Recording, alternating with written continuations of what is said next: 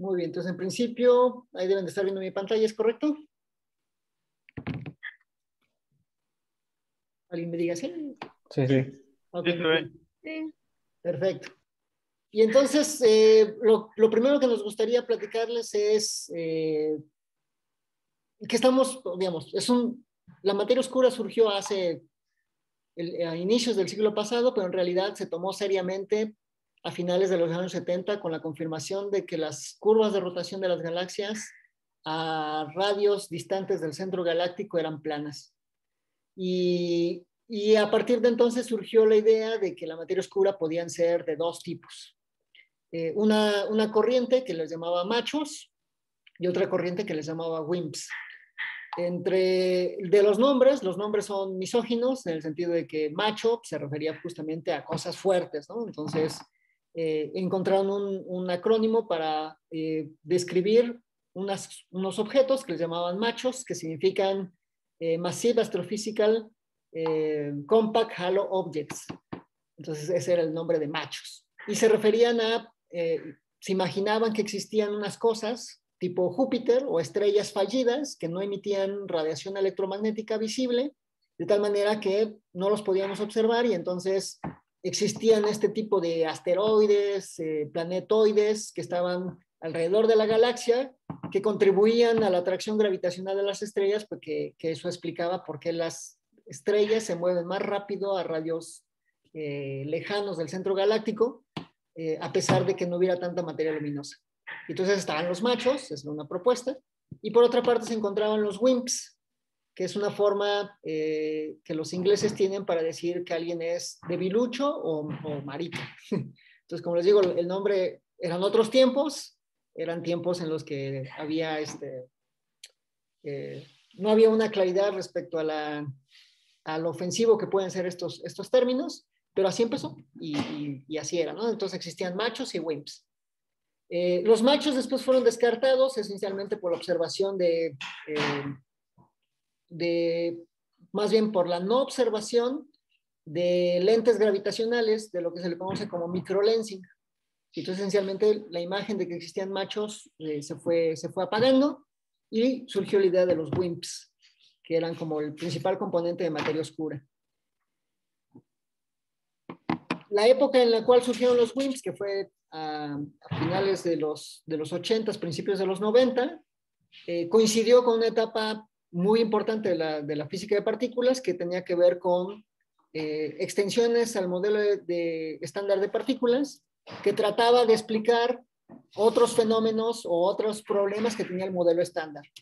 En particular, por ejemplo, el problema de la jerarquía o el problema de las masas de los neutrinos. Y entonces se buscaban extensiones al modelo estándar. Y dentro de esas extensiones surgía de forma natural un conjunto muy grande de partículas nuevas que interactuaban débilmente con la materia. Entonces, era natural, era como, mira, es fantástico. Si yo quiero resolver problemas del modelo estándar, surgen naturalmente partículas que están muy débilmente acopladas con el modelo estándar que podrían jugar el papel de materia oscura. Pero, dado que por construcción en el mundo de la física de partículas hemos introducido estas partículas a través de una simetría interna o a través de un fenómeno porque quiero resolver problemas del modelo estándar, de forma inevitable tengo que acoplar la materia oscura con las partículas del modelo estándar. Si eso sucede, si hay un acoplamiento materia oscura con el modelo estándar, es fácil pensar que al principio del universo la materia oscura estuviera fuertemente acoplada con la materia bariónica, dado que el universo en aquella época, como era muy caliente, pues se encontraba en un equilibrio termodinámico en el cual se aniquilaba la materia oscura a modelo estándar y el modelo estándar se fusionaba para dar nuevamente materia oscura y estaba entonces en una sopa que estaba en equilibrio térmico. Ese tipo de imagen de materia oscura es lo que se conoce como materia oscura térmica. Y resulta ser que, dado esta hipótesis de que existía un acoplamiento de la materia oscura con el modelo estándar, pues entonces era totalmente natural pensar que se podría detectar aquí en la Tierra a la materia oscura, porque interactúa con el modelo estándar. Lo que necesitaba son detectores muy grandes, así como habían observado los neutrinos. Han pasado 30 años después de que se inició esta titánica aventura de buscar a través de observaciones terrestres señales que podrían indicar dónde se encuentra la materia oscura, y no se ha observado. Entonces, de ahí el título, ¿no? Tal vez estamos observando el declive de la materia oscura térmica. Entonces, rápidamente, esta es una plática muy breve. Lo que les quiero comentar un poco es qué sí sabemos de la materia oscura, qué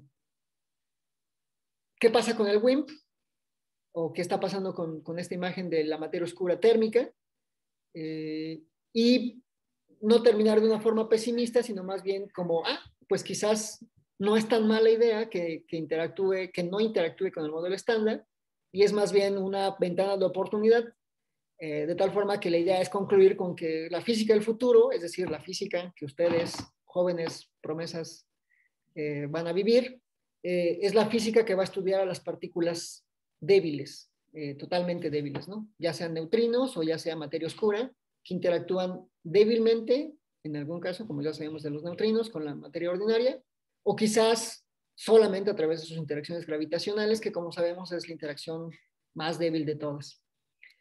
Lo primero es pues, mencionar que hay una conexión directa entre la agente de partículas y la agente de gravitación. Entonces, en el caso, por ejemplo, de Argelia, su pasado es puramente gravitacional. Y entonces nos damos cuenta que hay que comunicarnos, ¿no? Con la agente de partículas, con la agente de gravitación. En particular, algunos colegas que tenemos, como Darío Núñez, que es hace gravitación, él le gusta mucho decir que la materia oscura y la energía oscura son predicciones de la realidad general. Vamos a tratar de convencernos de que sí sea o no. Pero entonces, en el caso de que sea una predicción, pues entonces necesitamos tener evidencia experimental de esta predicción para realmente corroborar cuál es su existencia, ¿no? Y por otra parte, también otro colaborador que tenemos, que es Luis Ureña, él menciona que los experimentos solamente pueden hacerse si es que existe un fondo teórico. ¿Qué quiere decir esto? Que yo no puedo observar un fenómeno o tener un experimento y simplemente decir, estoy descubriendo algo o estoy observando una nueva señal del modelo estándar. No, no puedo. Los experimentos se construyen siempre teniendo en cuenta una idea teórica de fondo. Entonces, en este caso, por ejemplo, lo que habíamos mencionado, la materia oscura térmica, yo digo, hipótesis, voy a suponer que la materia oscura interactúa, aunque sea muy débilmente, pero sí interactúa con la materia bariónica. Y si entonces esta es una hipótesis, es un modelo, pues entonces voy a diseñar experimentos para que puedan observar dicha interacción.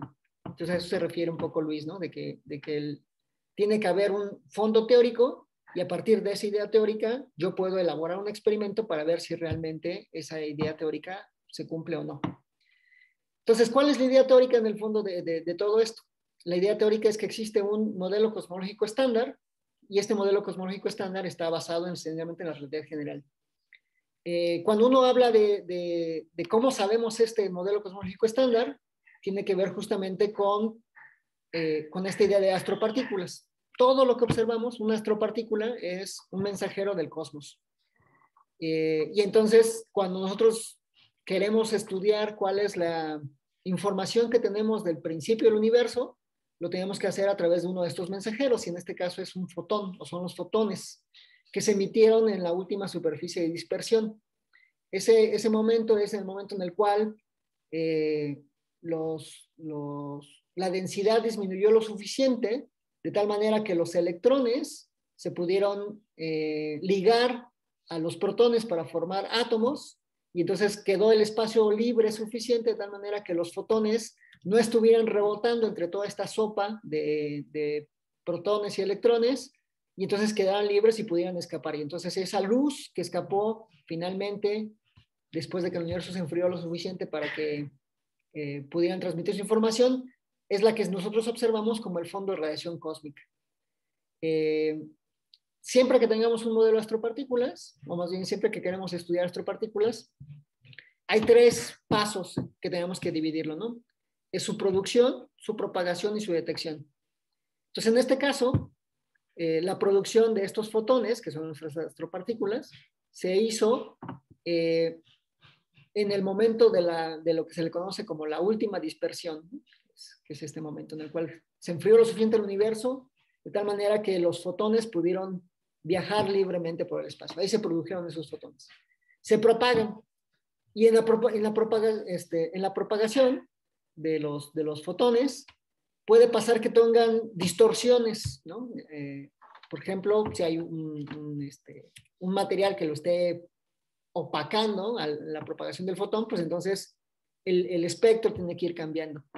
Pero resulta ser que, en general, la propagación de estos fotones que se organizaron al principio del universo no se ve afectado de tal manera que el espectro inicial, que es esencialmente el espectro de un cuerpo negro.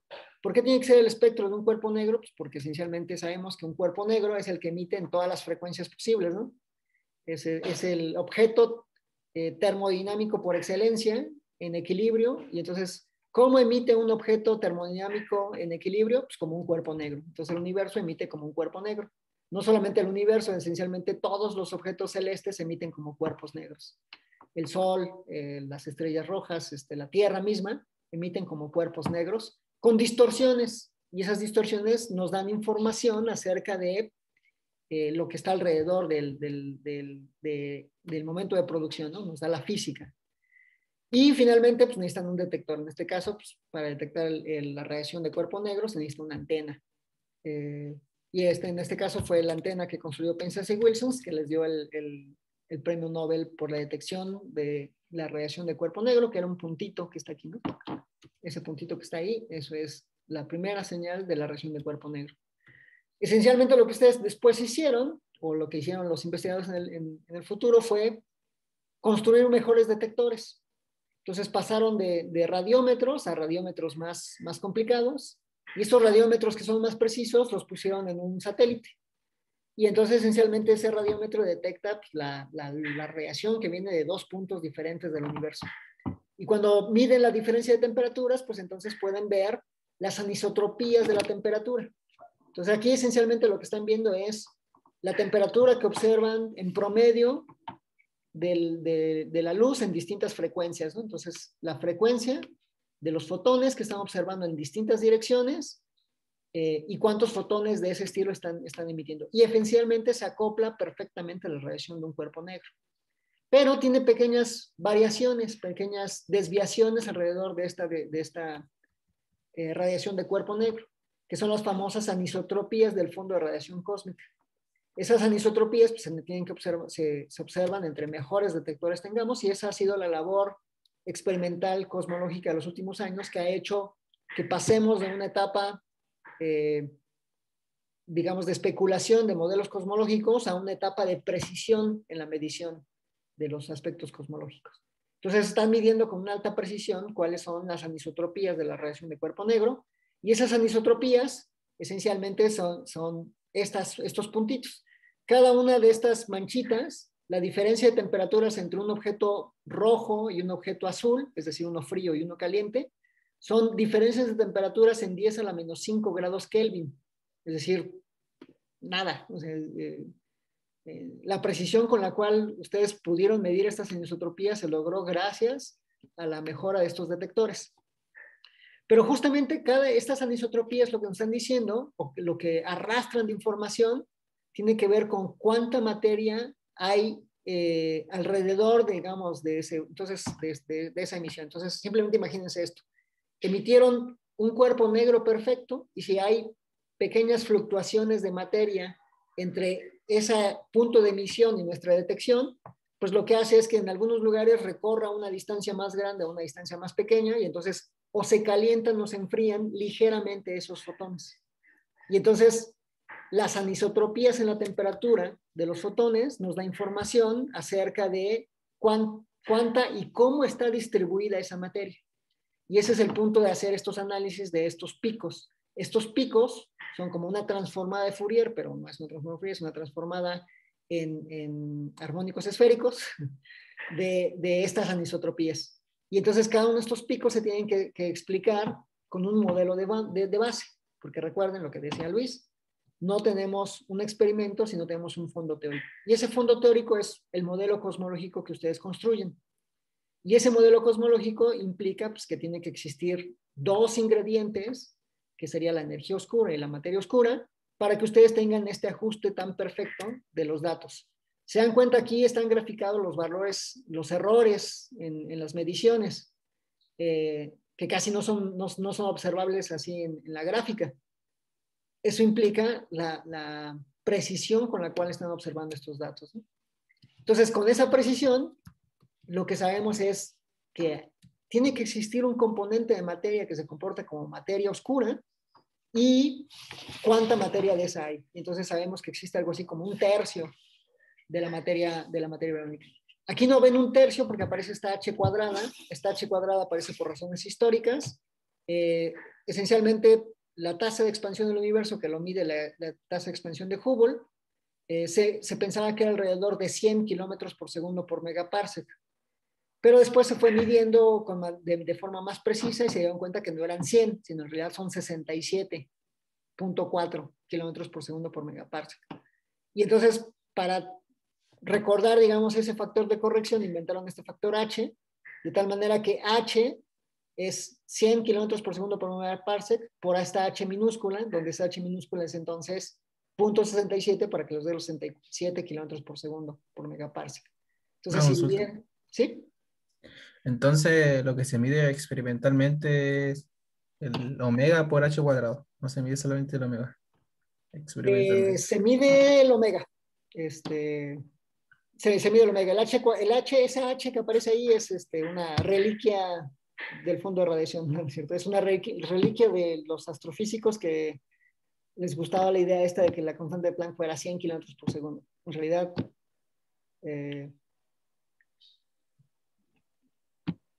es un poco como si te gusta el sistema CGS o el sistema MKS. Y dices, Ya, pues ese factor que aparece es porque me gusta el MKS. Es un poco... No es físico el H. ya, H, ¿no? entiendo. Gracias. Muy bien. Entonces, cosas que sabemos de la materia oscura, pues que hay un tercio de materia oscura. ¿Qué más sabemos acerca de la materia oscura? Pues que existe, ¿no? Eso la necesitamos para poder explicar la curva de rotación de las galaxias o la curva de dispersión de las galaxias. Si no incluimos materia oscura, no podemos explicar estos comportamientos de las velocidades de rotación o de dispersión. Una prueba espectacular de la existencia de la materia oscura fue el choque de dos cúmulos galácticos. Y bueno, pues de ahí lo que sabemos también es que la materia oscura existe y además su interacción con el resto de la materia es muy pequeña. De tal manera que la sección eficaz de interacción de la materia oscura con la materia barónica tiene que ser más pequeña que este valor, que si lo convierte en unidades normales es muy pequeño, es del orden de la interacción de los neutrinos con la materia bariónica. Entonces, muy pequeñita, ¿no? La interacción. Entonces, ¿qué sabemos de la materia oscura? Que existe, cuánta materia oscura hay, y al menos tenemos una cota de cuánto interactúa con el resto de la materia bariónica. El problema es que no sabemos qué es. No sabemos qué es la materia oscura. Muy bien. Entonces, lo que vamos a hacer ahorita es, si se dan cuenta, necesitamos este modelo cosmológico estándar, ¿verdad? Entonces, la idea que tenemos ahorita es que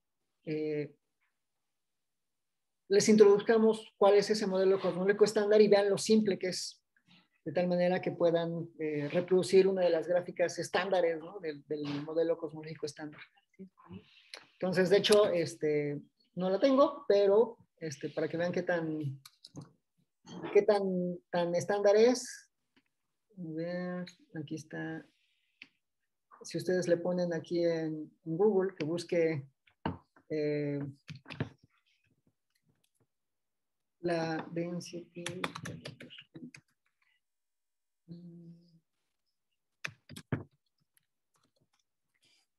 Cómo evolucionan las densidades de los componentes de la materia que existe en el universo, les aparece esta gráfica. Entonces, lo que van a hacer es, esta gráfica les muestra cómo evoluciona la densidad de materia de los distintos componentes de materia que hay en el universo como función de la evolución cósmica, desde el momento del Big Bang hasta ahorita. Y entonces lo que van a hacer ahorita es obtener esta gráfica, ¿no? Muy bien, entonces para eso los dejo con Argelio. Entonces, y Argelio les va a decir cómo, o sea, entonces el ejercicio que van a hacer hoy es obtener esta gráfica. Entonces, ¿qué hago? Me voy a poner aquí en el Zoom. Dejo de compartir esta pantalla. Una pregunta. Dime, Jair. Entonces, diría que solo es cuestión de tiempo para que los experimentos se encuentren observaciones de lo que es materia oscura y energía oscura. O sea, ya podamos decir, bueno, sí, esto es esto es lo que necesitábamos y así confirmar la energía oscura y la materia oscura. Entonces, esa es la postura de la gente de partículas. La postura de nosotros, la gente de partículas, es, supongamos que hay una interacción modelo materia oscura con modelo estándar, y por muy pequeña que sea, debemos de ser capaces de observarlo terrestre, en experimentos terrestres, si colocamos detectores lo suficientemente grandes. Hay un problema, que no podemos construir detectores tan grandes, o sea, digamos, conforme más débil sea la interacción, necesitaríamos detectores cada vez más grandes, y después pues, nos vamos a convencer de que tendría que ser algo como tipo galáctico, ¿no? O tipo planetoides, pues para detectarlos. Entonces, ese es el problema que estamos viviendo, que cada vez hemos construido detectores más grandes y las secciones eficaces son tan pequeñas que no estamos observando nada. Entonces, por eso les decía, ¿no? Como que existe una alarma, es como, ¿qué está pasando? Y entonces ahí es un poco, ¿cómo atacar este problema? De que a lo mejor no interactúa con el modelo estándar. O no a la escala que lo podamos observar a nivel terrestre. Muy bien. No sé si eso contesta tu pregunta un poco. Sí. Pero esto me trae otra pregunta. ¿Y qué pasaría si es que es otra cosa? En realidad es algo que todavía no. O sea, aparte de las teorías de materia oscura y energía oscura, ¿qué tal si es otro camino el que se debería tomar eso? Claro, entonces la idea de lo que vamos a hacer con Argelia en esta semana es presentarles un modelo que no interactúa absolutamente con el modelo estándar, solamente interactúa gravitacionalmente, que es estos modelos de campo escalar. Entonces, justamente por ahí va la idea. ¿Se puede hacer fenomenología? Sí. Y la pregunta es cómo la gente de partículas podría complementar esta búsqueda, incluso bajo la suposición de que la materia oscura no interactúe con la materia bariónica de forma directa. Entonces, es un poco sí, entonces justamente el objetivo de esta semana es presentarles una posible vía de salida para esta situación oscura, ¿no? Ok, muchas gracias. Muy Está bien. muy Entonces, pero emocionante. primero, modelo estándar. Ok.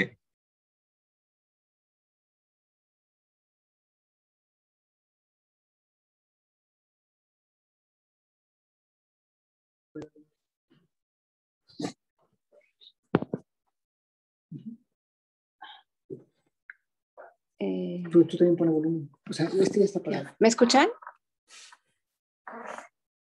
Sí. Perfecto. Perfecto. Bueno, ok, entonces voy a hacer un pequeño resumen de cosmología, y sí, la idea es cómo llegamos a esa gráfica que nos estaba contando Juan. Entonces les comparto la pantalla. Aquí no.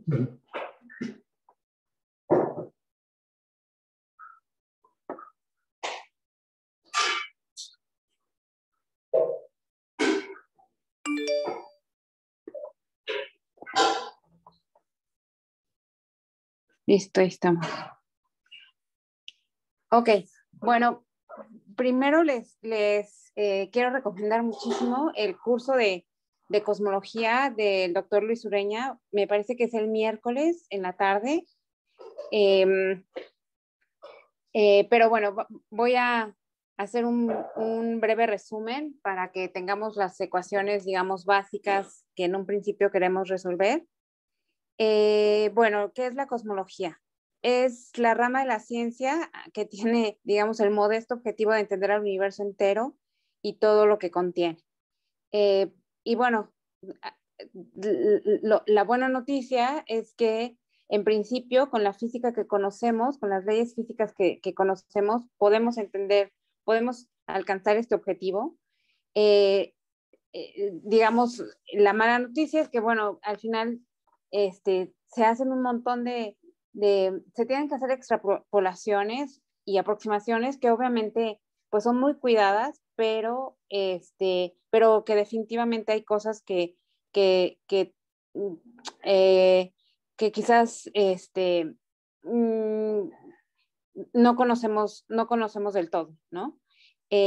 Entonces hay que cuidar, digamos, los detalles, ¿no? Bueno, como les comentaba Juan, hay un modelo estándar cosmológico, que es el Lambda-Koldar-Matter, que está basado básicamente en la teoría de relatividad general y en el principio cosmológico. Entonces preguntaban ya qué pasa si no es una partícula, digamos, por ejemplo, la materia oscura, o si estas energía oscura y materia oscura, que son componentes que no sabemos qué son, digamos, pues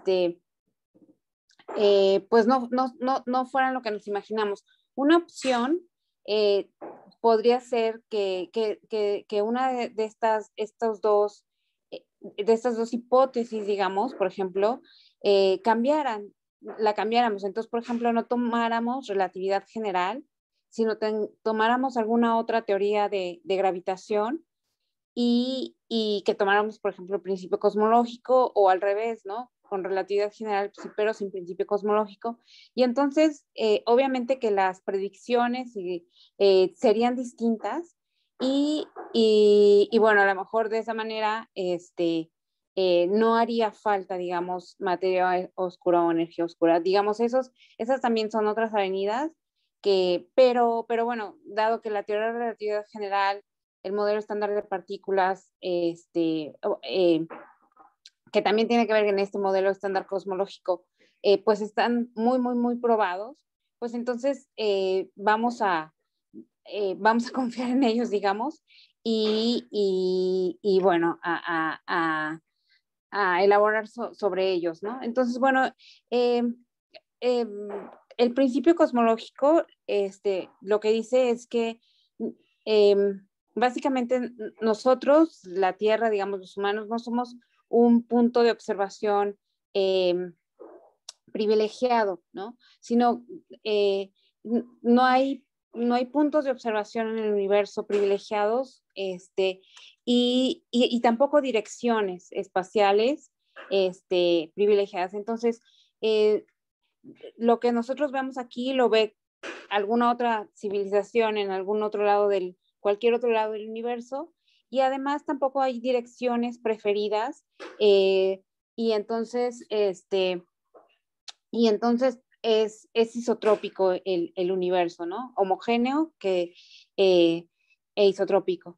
Y bueno, hay varias observaciones, digamos, que bajo estas dos hipótesis también, no sé si tanto es que sean predicciones o observaciones que sí explica este modelo estándar cosmológica como pues la expansión del universo, que fue una de las primeras evidencias, digamos, de la dinámica del universo que se tuvieron por Hubble, pues la nucleosíntesis, la radiación cósmica de fondo, las curvas de rotación de las galaxias, la expansión acelerada del universo, porque no solamente se está acelerando, no solamente nos estamos alejando unas galaxias respecto a las otras, pero además lo hacemos aceleradamente, las oscilaciones acústicas bariónicas y la formación de estructuras o cómo las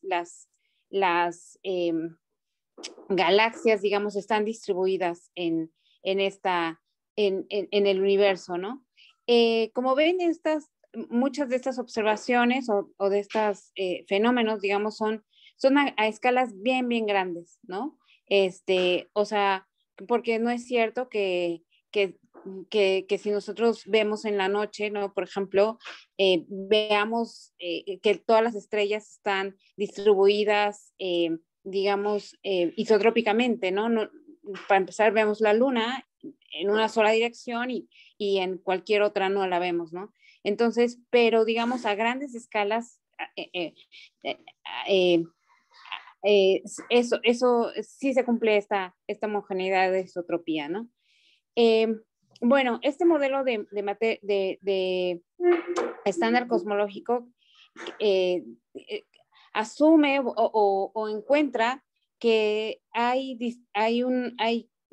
al menos 4 componentes de materia, de distintos tipos de materia que forman el universo, que son precisamente la materia oscura, la materia bariónica, y la radiación, que tanto la materia bariónica como la radiación son básicamente todas las partículas que explica o que predice el modelo, que están descritas y su dinámica, ¿no? Por el modelo estándar de partículas y la energía oscura.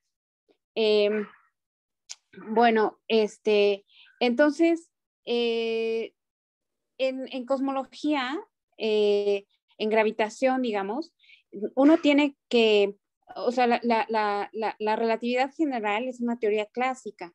Entonces, mientras que en partículas, digamos, pues la materia son campos cuánticos, están descritos por campos cuánticos, pero ¿cómo reconciliar, digamos, esa materia con la relatividad general, que les digo es una teoría clásica? Digamos, se hace como una aproximación, y se trata la materia como si fuera un fluido. Entonces, bueno, todas esos campos cuánticos que describen a todas esas partículas del modelo estándar de partículas, en realidad se describen en cosmología como fluidos, ya sea como fluido de radiación o como fluido de partículas que no son radiación, ¿no? Entonces, en el caso de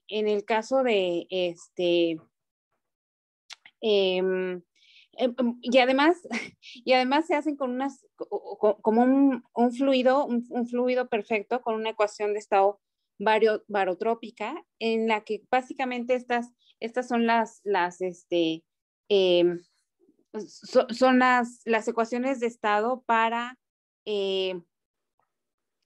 la radiación, ¿no? Que la presión es igual a 1/3 de la densidad, y para los bariones, que tienen una presión igual a 0, ¿no?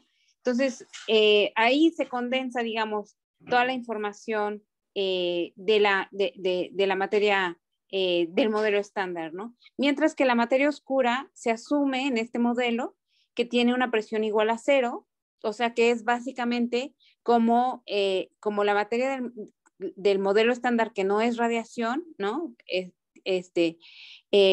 De hecho, eso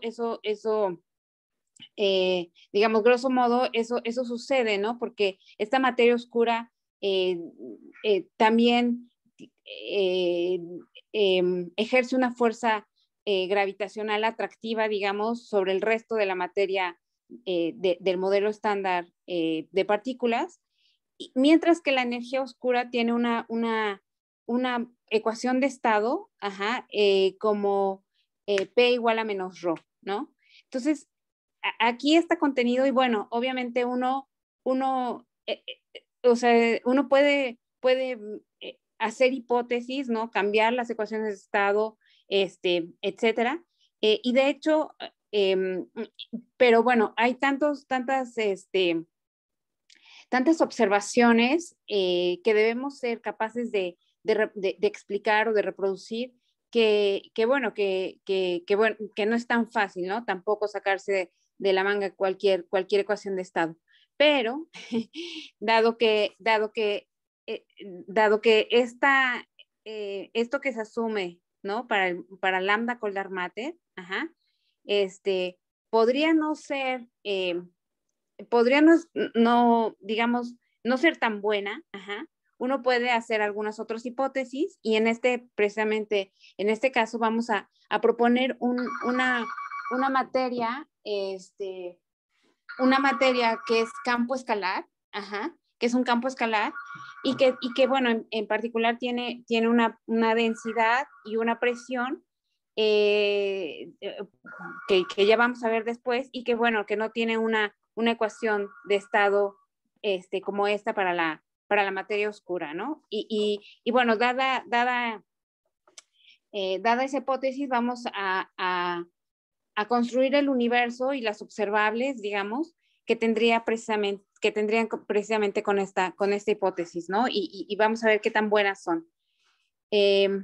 Bueno, entonces, aquí les repito un poquito lo del principio cosmológico, que la distribución espacial de la materia en grandes volúmenes, o sea, grandes escalas del universo es homogénea, de densidad constante en cualquier lugar, e isotrópica, ¿no? Que tiene una distribución en todas direcciones,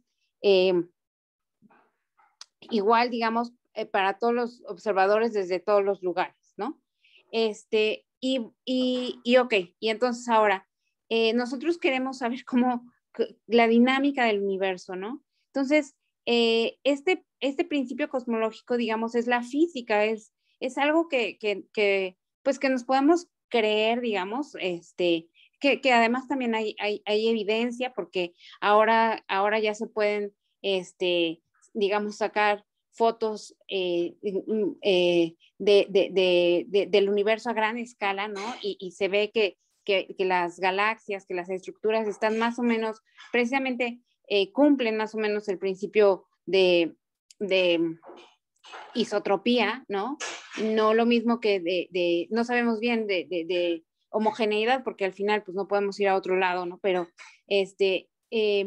entonces, bueno, pero este principio cosmológico, digamos, es la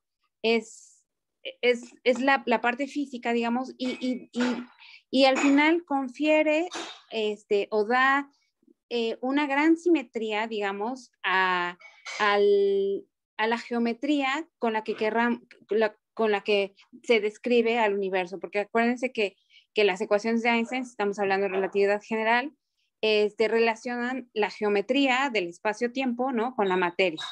Y entonces, dadas este principio cosmológico, la geometría, digamos, la manera de medir distancias en el espacio-tiempo es a través de esta métrica que se conoce, que está aquí encuadrada en rojo, que se conoce como la métrica de Friedman-Robertson-Walker-Lemaitre. Y que fíjense básicamente, si K aquí, si este parámetro K fuera 0, entonces básicamente tenemos el elemento de línea del espacio plano, ¿verdad? Solamente que en coordenadas esféricas. Entonces, de hecho, cuando K es igual a 0, este K puede ser menos 1, 0 o 1. Cuando K es 0, el universo es plano.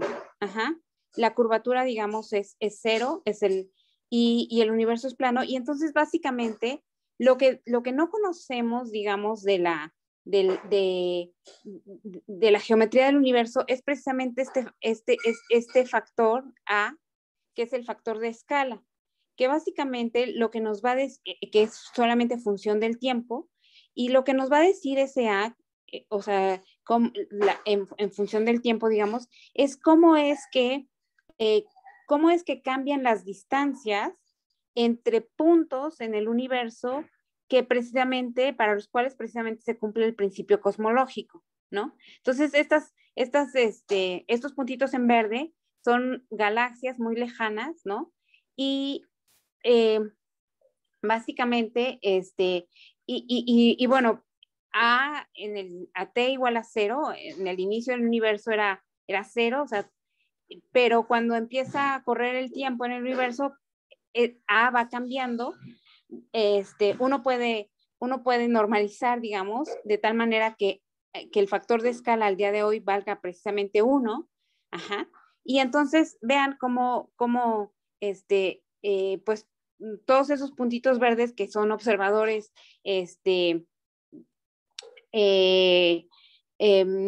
para los cuales se cumple el principio cosmológico, se van separando unos de otros, digamos, y esas distancias van creciendo o cambiando, en este caso sabemos que van creciendo, y todavía hoy, y queremos saber cuál es la forma funcional, digamos, de A con respecto del tiempo, ¿no? Pero para saber eso, o sea, eso es lo que nos va a caracterizar al universo, ¿no?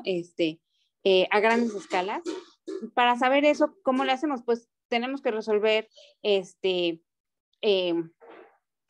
necesitamos algunas ecuaciones, ¿no? Para que precisamente son las ecuaciones de Einstein. Pero antes de eso, vamos a ya que describimos un poquito la geometría, digamos, del universo, vamos a ver qué pasa con la materia.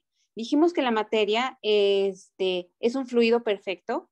Ese fluido perfecto, digamos, toda la información de ese fluido perfecto está contenida o condensada en este objeto matemático que es el tensor de energía-impulso. Y bueno, en el caso, habíamos dicho que si describimos a las componentes del universo como fluidos, pues básicamente nada más están, como fluidos perfectos, están descritos, digamos, o caracterizados por su densidad y la presión, y su presión, ¿no? Y se cumple, ¿verdad? Se sigue cumpliendo, digamos, la conservación de la energía, ajá, que es precisamente esta ecuación que está aquí abajo, que ahora es una conservación de la energía para un universo, ¿verdad? Que no es plano, o sea, para un universo que no es estático, digamos, sino que que tiene esta información del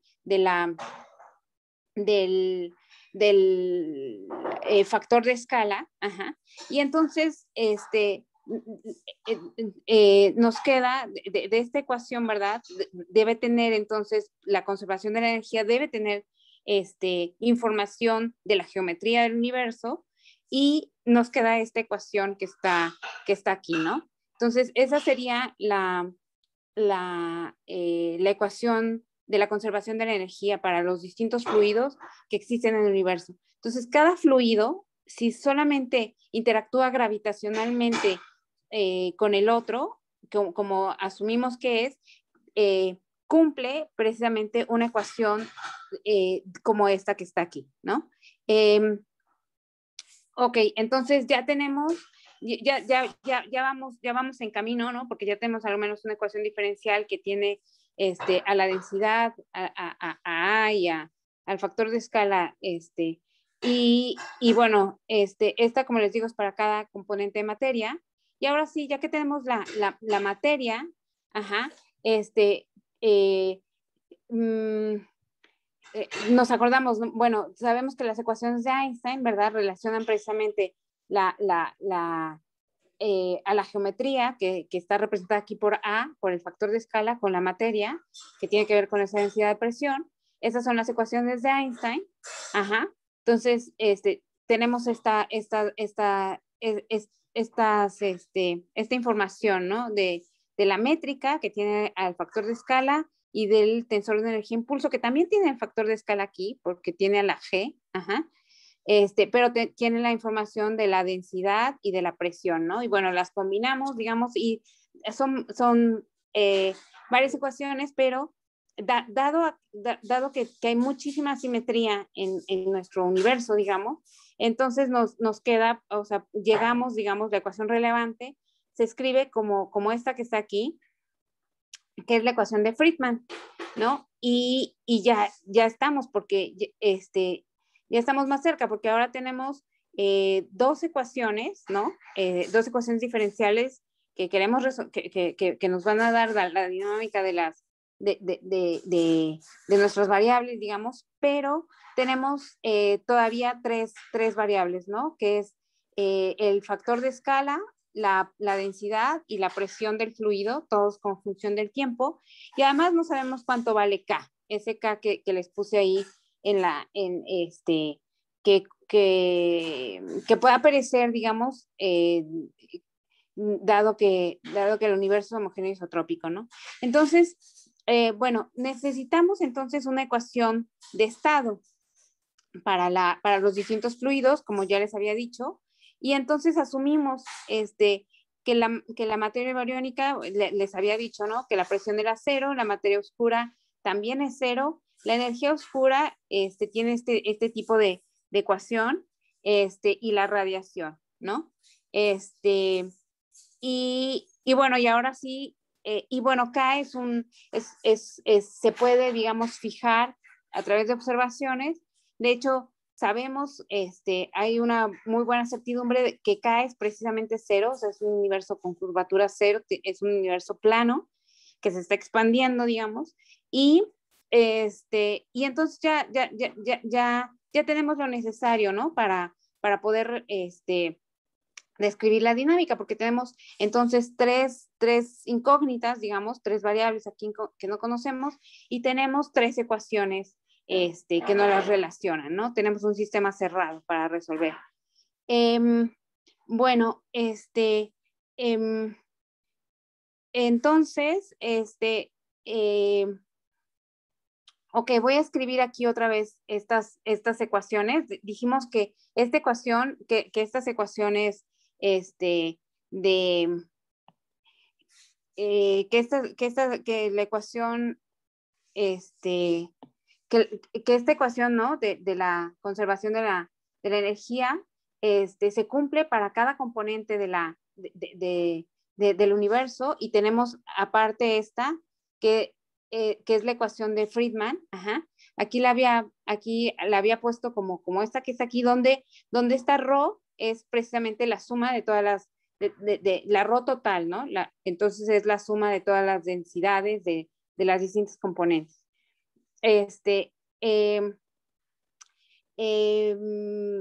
Perdón, aquí me faltó decir, ¿no? Que esta H se define, digamos, como, bueno, H en realidad se define como A punto sobre A, que está aquí, y bueno, ahora bien, podemos hacer, por ejemplo, como les decía, K igual a 0, y eso, además, no solo que podemos hacer, pero que las observaciones favorecen que K sea igual a 0, y entonces, de hecho, si ustedes pueden hacerlo, por ejemplo, de ejercicio, si ustedes resuelven, digamos, esta ecuación, ¿no? De la conservación de la energía para los distintos componentes de materia, tomando en cuenta precisamente estas ecuaciones de estado, ajá, lo que les va a salir es que bueno, antes de eso, digamos, aquí están tanto P como ρ y A como funciones del tiempo, pero pueden cambiar, digamos, a P y a A como, a P y a ρ como funciones del factor de escala. Ajá. Pueden hacer un cambio de variable ahí, por regla de la cadena, digamos, y tener ecuaciones de la derivada de ρ como función de A, ¿no? Entonces, llegan son ecuaciones muy sencillas y que precisamente tienen estas soluciones, estas que están aquí abajo. Entonces, simplemente lo que nos está diciendo es que la densidad de materia oscura va decreciendo o va cambiando como 1 sobre A al cubo. Si A, que es la distancia, que tiene que ver con la distancia con la que nos estamos alejando de las otras galaxias, por ejemplo, va creciendo, pues simplemente la densidad va disminuyendo y lo hace a la misma, digamos, a la misma rapidez que la materia bariónica, pero lo hace más lento, digamos, que la radiación. La radiación se diluye más rápido y bueno, y también sale esta solución de que la densidad de energía oscura es una constante. Ajá. No cambia como función de ni de A ni de T, ¿no? Una vez que nosotros tenemos, por ejemplo, que nosotros ya resolvimos, llegamos a estas ecuaciones, a estas soluciones, podemos sustituir, por ejemplo, aquí en la ecuación de Friedman, estas densidades como función de A y obtener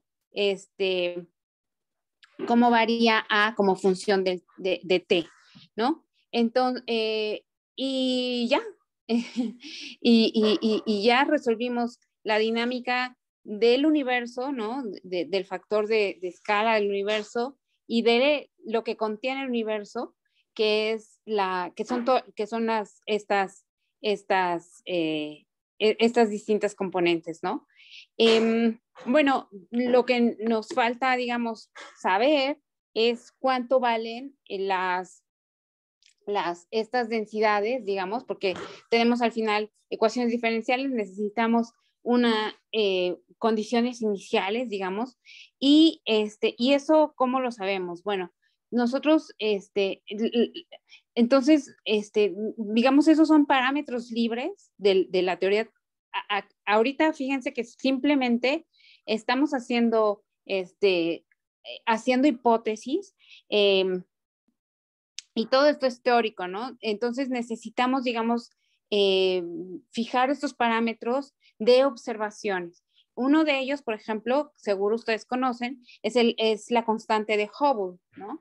Hubble vio que las galaxias, mientras más lejanas, se alejaban con una velocidad mayor respecto de nosotros, ¿no? Y esa razón, digamos, es precisamente la constante de Hubble, ¿no? Entonces, por ejemplo, se define la densidad crítica como como esto que está aquí, digamos, es 3 veces h cuadrada entre 8 pi g. Ajá. Vean que la densidad crítica en realidad depende del tiempo, ¿no? Porque h es a punto sobre a y a depende del tiempo. Y al día de hoy, sin embargo, sabemos que, habíamos dicho que nosotros podemos decir que al día de hoy el factor de escala vale 1, ajá. Entonces, bueno, y a punto sobre A al día de hoy es precisamente la constante Hubble. Y Hubble ya dio un valor, digamos, con sus observaciones de esta constante de Hubble, ¿no? Entonces, ese es como un ejemplo, digamos, de cómo estos parámetros, digamos, se fijan con las observaciones, ¿no? De hecho, esta densidad crítica, ajá, vean que en términos de esta densidad crítica, acuérdense que la densidad crítica depende del tiempo, pero al día de hoy es una constante, ¿no? Que es precisamente la constante de Hubble. Entonces, dado que uno puede, digamos, definir también unas densidades para los distintos componentes de materia, como la densidad que teníamos, que resolvemos de la ecuación de conservación de la energía entre la densidad crítica, y la llamamos omega, ¿no? Esto que está aquí. Y bueno, lo que sabemos al día de hoy es que con las observaciones, digamos, tenemos estos valores para las densidades al día de hoy de la omega de bariones, de materia oscura, de energía oscura, y sabemos que es más o menos el 4% del contenido del universo, los bariones, el 27% el de materia oscura y el 69% de energía oscura aproximadamente, ¿no? Y sabemos que se cumple, o sea,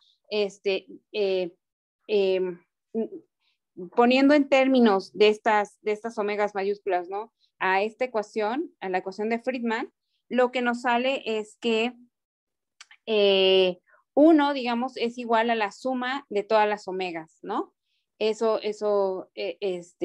Porque pasamos el 3, aquí pasamos el 3 para allá, digamos, y nos queda, no, perdón, más bien la H la pasamos dividiendo, nos queda 1 igual a 1 sobre la densidad crítica por la suma de las densidades.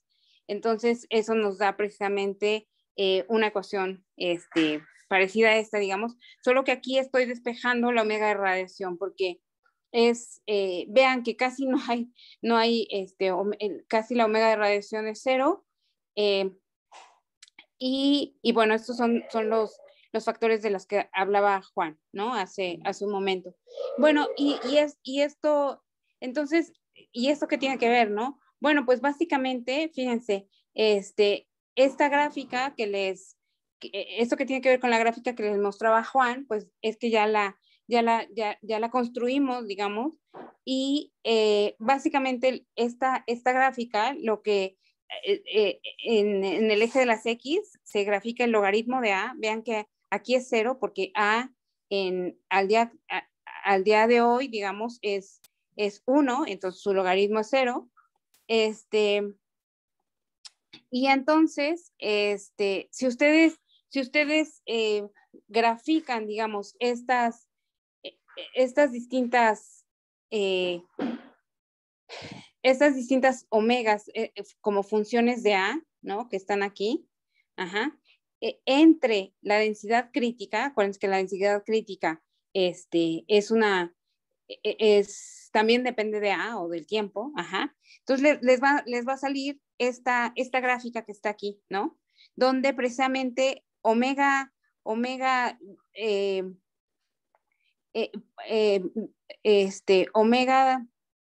de energía oscura, al día de hoy vale casi, fíjense, la suma, digamos, vale 1, esa es la ecuación de construcción que nos pone la ecuación de Friedman. Aquí voy a borrar esto aquí para, bueno, a ver, esto, ¿no? Es 1 igual a la omega de bariones más, y esto se cumple para cualquier tiempo, ¿no? Más omega de radiación, más omega de materia oscura, más omega de energía oscura, y además las observaciones nos dicen que omega de K es igual a 0 o es muy cercana a 0, y entonces por eso es que aquí a lo más es 1, digamos, está en el eje de las 10, a lo más es 1, porque la suma, cuando casi no hay energía, fíjense, esta de ¿cómo se llama? De energía oscura, ahorita es 0.7, para atrás en el tiempo, digamos, iba bajando, va bajando, pero vemos que al inicio del universo, pues básicamente fue lo que dominó, ¿no? Mientras que la materia oscura, pues es esta que aparece aquí, ¿no? Que ahora es casi el 30% del contenido total, y el inicio del universo fue muy, muy pequeñita, mientras que la de radiación es esta que está aquí, aparece aquí, ¿no? Entonces, pues nada, esa es la evolución de las densidades de materia como función del factor de escala. Y, y bueno, creo que por el momento vamos a parar aquí. Sí, sí les recomiendo, digamos, que sigan, puedo subir, digamos, estas notas y que sigan o se imaginen cómo, o bueno, que grafiquen, digamos, que intenten graficar esta gráfica aquí, reproducir esta gráfica aquí. Ya con esta información deberían poderlo hacer. Y bueno, básicamente este es como el inicio, porque ahora lo que vamos a hacer, digamos, es, como les decía, vamos a considerar que la materia, que la energía oscura, la radiación y los bariones, los seguimos describiendo como lambda Polar Matter, como el modelo de materia oscura estándar, pero la materia oscura la vamos a describir con un campo escalar y bueno, una de las primeras cosas que vamos a hacer es ver si podemos reproducir precisamente este gráfico aquí, considerando esta hipótesis diferente. Entonces, no sé si tengan alguna duda hasta aquí.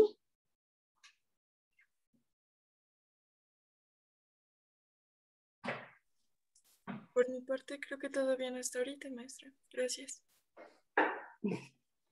Ok.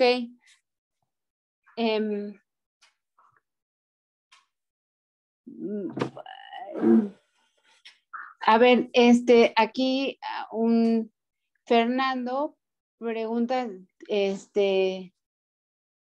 el factor de escala también es isotrópico, es decir, el universo se expande de la misma manera en todas direcciones, o sí, no, precisamente que A sea solamente función del tiempo, es una consecuencia de que asumimos que se expande el universo de la misma manera en todas direcciones.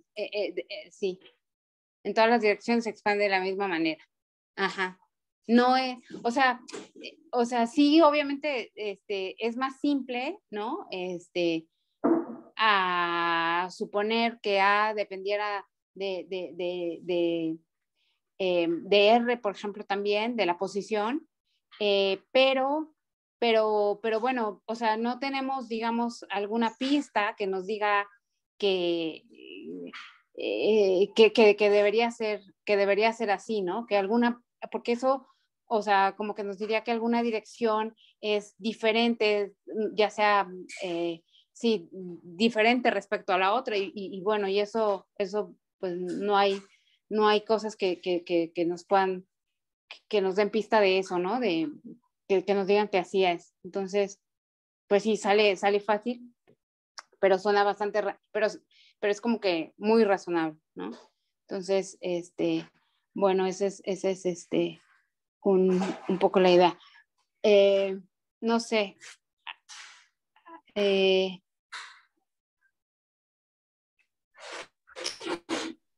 Yo tengo otra pregunta. Aquí ¿Sí? está, para calcular, por ejemplo, el omega h cuadrado y calcular los porcentajes de la contribución de cada elemento. Se está considerando una cierta constante de Hubble también al momento de considerar la densidad de energía crítica, Claro. pero hace como un año, creo, habían un grupo de investigación que había hecho unas mediciones sobre la constante de Hubble y había encontrado algunas diferencias, creo. ¿Qué tanto cambiaría todos estos cálculos si es que cambiamos la constante de Hubble del valor? Sí, hay una tensión, ¿no? Respecto a cuál, respecto a los valores, bueno, que pone, digamos, esa tensión la pone los distintos experimentos, digamos, observaciones que tratan de medir la constante de Hubble, ¿no? Y entonces, o sea, distintos experimentos dan distintos valores. Y parece que digamos, esta discrepancia no se va haciendo menos conforme se hagan otros experimentos, ¿no? Entonces, pues claro, eso todavía está cambiando. Aquí estamos asumiendo, digamos, tampoco es una discrepancia tan grande como que pueda mover en gran medida estos porcentajes, pero en este momento no, al parecer no es algo que ya no estamos tan seguros de que eventualmente se van a reconciliar esos valores, ¿no?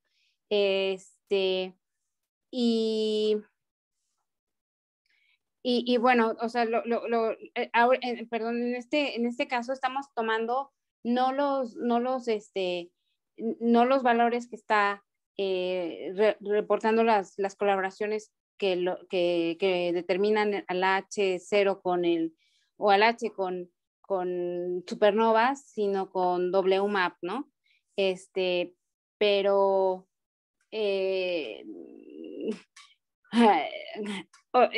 bueno,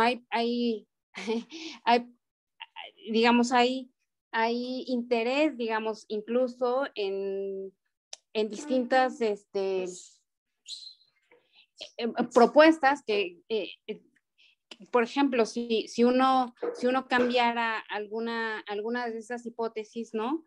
En el caso de las ecuaciones de estado de las componentes del universo, si esa tensión, por ejemplo, si una consecuencia de eso, de cambiar las ecuaciones de estado, podría ser que esta tensión, por ejemplo, disminuyera, ¿no? Sí, pero bueno, hasta el momento creo que no cambiarían mucho estos porcentajes. Uh-huh. Ok, gracias. Sí.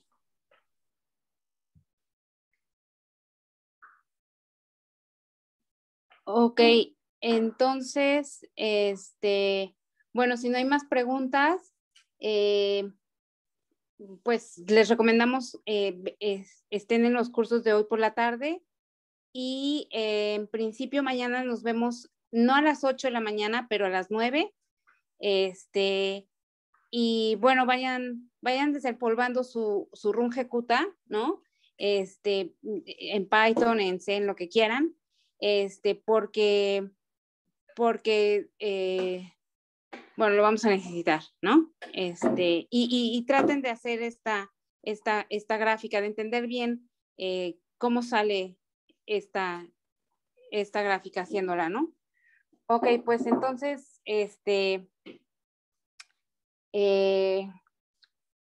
seguimos en contacto, nos pueden escribir si tienen alguna duda y nosotros vamos poniendo también así como Carlos ya subió sus notas y les mandó un correo, nosotros también les podemos mandar estas notas, las transparencias de Juan, y si tenemos algo más que avisarles, pues les escribimos por correo, ¿ok? Entonces, nos vemos mañana. Disculpe, para mañana, ¿qué vamos a necesitar? Pues no sé con Carlos, pero aquí en esta sección, digamos, sería pues un programa que calcule, que resuelva ecuaciones diferenciales, ¿no? Por ejemplo, con el método de Runge-Kutta, estaría bien. Uh-huh. Gracias. Sí. Ok. Pues nos vemos mañana. Nos vemos. Bye. Chao. Gracias. Chao, chao. Muchas gracias. Gracias, Hasta luego. doctor. Luego. A ustedes, gracias.